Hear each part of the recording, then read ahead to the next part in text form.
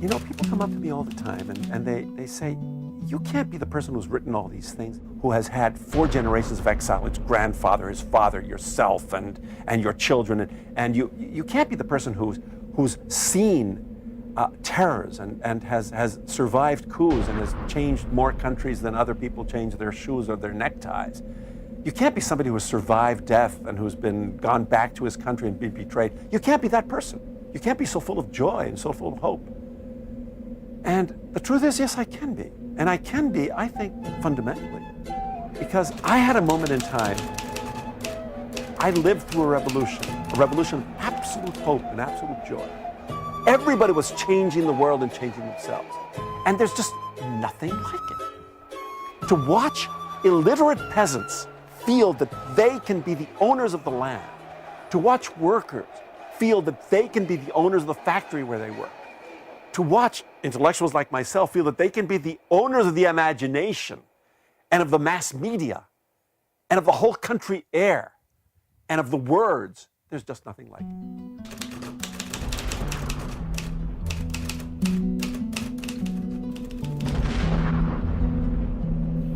And then the dream was crushed. One day there was 1 million of us marching down the alamedas of history, and the next day we were running for our lives, and many of those people were killed. They were exiled, they were disappeared, they were tortured. And I went into exile.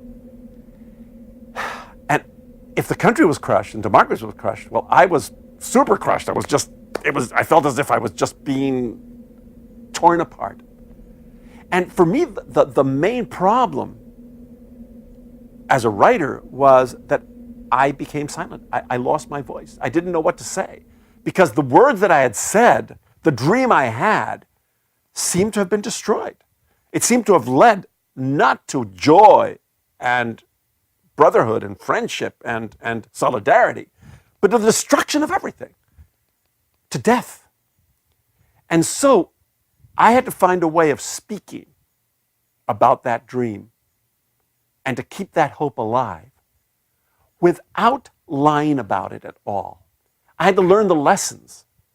I had to learn that there were mistakes that we made during that revolution and yet not say goodbye to the desire for that revolution itself.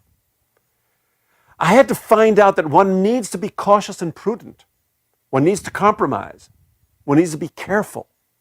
One needs not to dream as a wild man would, but to dream in the rationality of reality.